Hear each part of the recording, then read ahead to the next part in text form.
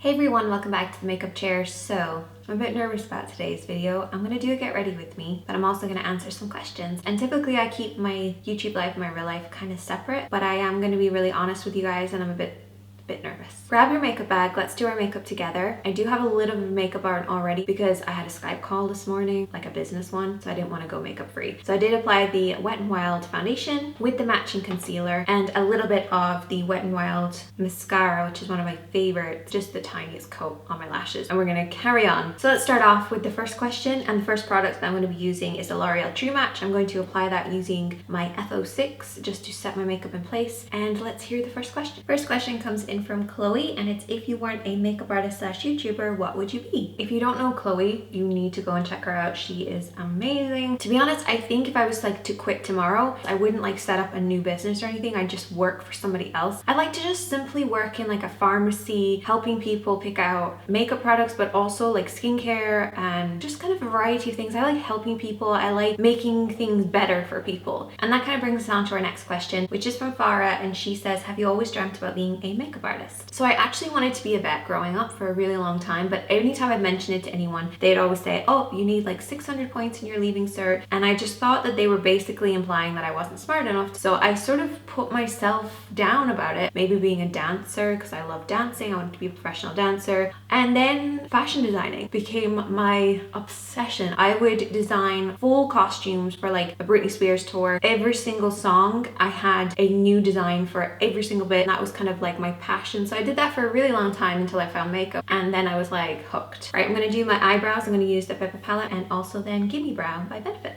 Next question comes in from IZ_SYU. Have you ever felt too lazy to do your makeup? There are times when I do feel too lazy to do my makeup, but if I have to do my makeup, like if I have to go out, I've got a business thing where I feel like I need to look more professional, what I'll do is I'll just do one thing at a time. So I usually start off with my brows, then I apply my lashes, and I just kind of build up from there, because once my lashes and my brows are on, I always feel like I can take on the world. I had pretty easy questions up until now. Next question comes in from Jen Sarah E. Can you share tips for girls that lack feminine features? So I totally understand where you're coming from on this. I literally look like my dad sometimes in makeup. Bridal makeup is probably the most flattering. It's the most feminine type of makeup. It's very soft, glowy, not highlighted. It's blush, but not heavy contour. It's all about softness. So if you are looking for any feminine makeup tutorials, definitely go for the bridal makeup. Next question comes in from Celine. How often do people recognize you when you're out and about, and do you feel awkward about it? I would say like 9 times out of 10 I'll get recognized. If I'm not Sinead Katie, I don't get recognized. It's like a thing in my family. They think it's really funny. They see me as like Sinead Katie, and then they see me as Sinead. Like Sinead is like the bit of an Egypt in the family, and then Sinead Katie is like a YouTuber. I love when people come up and ask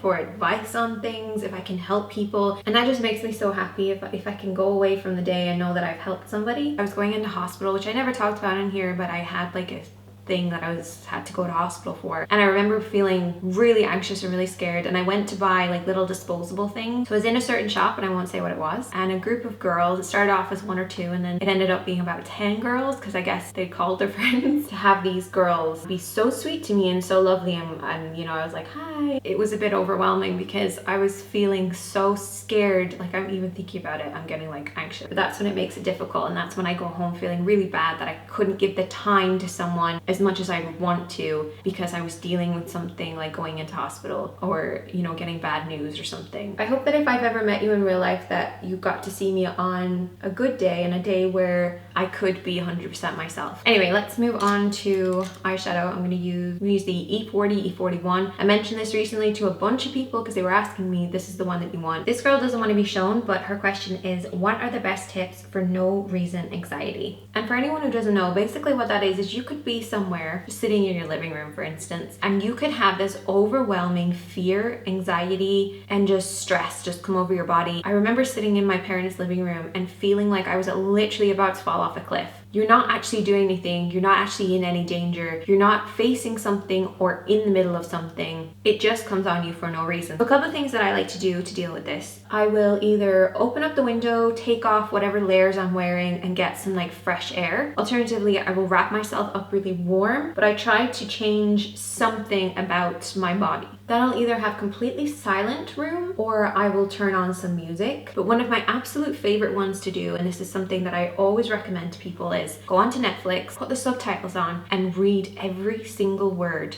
as it's coming up at the bottom of the screen. Listen to how the actor is saying it. Listen to the way they emphasize certain words. Really put that into your head. And you can do the same with music. You can listen to not just the lyrics, but listen to the music, listen to the piano, listen to the drums. Separate them in your mind. Really focus on something else entirely. It has really helped me refocus my brain. I'm gonna apply a pigment next. I'm actually gonna apply these three. Rama asks, what's your least favorite makeup brand and why? I really did not like MAC when I first kind of started out because I felt like it was like an exclusive club that you weren't allowed to be part of. They're different now. I feel like they've had to, because I think with YouTube and people really getting into makeup, they kind of had to bring those walls down and say, oh no, you can use MAC. But I felt like it was an exclusive club for a really long time. And it made me feel uncomfortable because to me, makeup is for everybody, male, female, young, old, everyone should be allowed to wear makeup. It shouldn't be anything that's exclusive. This next one comes in from Kira and she says, what's your diet and workout routine? So I got a lot of questions about my workout and my diet and stuff like that, and I was really surprised because I don't know, I struggle a lot with my weight. I have to be very careful because there were times in my life where I became really obsessive. To be in an industry that is so obsessed with looks, it is difficult. It's difficult to go to events and be around girls who are so flawless and so beautiful, and I never feel like I fit in with them, and that's why I don't go to a lot of events. So I have to be very careful when it comes to my weight, so I try to keep it nice and even. So I eat what I want, I eat when I'm hungry, I stop when I'm full. When it comes to exercise, I just try and be busy all day long. The only time I'm sitting down is working, sleeping, or eating. Like the only time I'm sitting down, I'm always moving, always keeping things going. If I am gonna be on my butt all day, which is basically what I'm gonna be like today, because I'm gonna be working and then I'm editing. So what I'm gonna do then is do a workout tonight. And what I really like doing are Carly's workouts. She's amazing. She's Instagram and she's also here on YouTube. Go and check her out, I'll link her up here. Just gonna apply some lashes and mascara and we will move on to the next question. And I'm still applying lashes underneath. I don't care what anybody says. Next question comes in from Solas Health and Beauty. These are an East Cork based beauty salon. And her question is, hi Sinead, just wondering what's one skincare item you can't live without and one makeup item. Also, what's the best high street and best high-end primer that you've tried? My favorite skincare would definitely be the Neutrogena Pink Grapefruit Facial Wash. Hands down, it's like the only thing that I can use. If they discontinued that, you would see me in a lab recreating it. When it comes to makeup, it's definitely going to be the L'Oreal True Match. Can't live without it. They're like my two favorite products. Then my favorite primer would be the Flormar primer. It's the best primer in the world. High-end drugstore, doesn't matter, it's still the best. But I do like the Benefit Professional and I like the Urban Decay primers. Next one comes in from Sarah and this is, do you live in your own flat or how do you live? Smiley face. So I bought a house, well, it's an apartment, but it's like 2 stories, so I don't know what you call that. But I bought this place, this is where it kind of gets a bit difficult for me. But I bought this after I got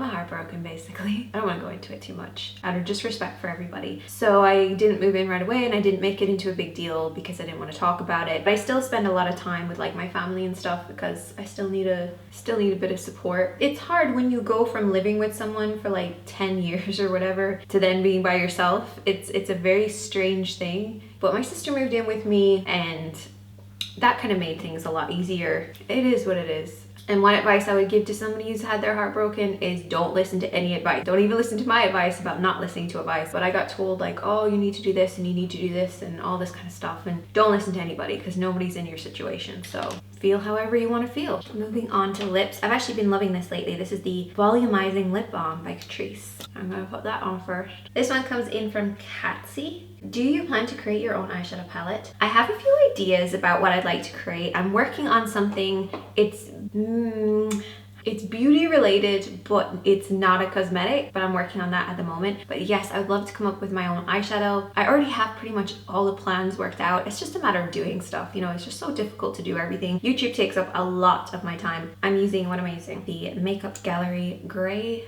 lipstick, number 16 by NYX in the middle. That is me finished getting ready. I'm sure you guys look so beautiful with your makeup, or if you didn't put any makeup on, I still think you guys look beautiful. And I will see you guys in a video on Monday. Bye guys. I'm a bit nervous about putting this up. I feel like maybe I should cut some things out.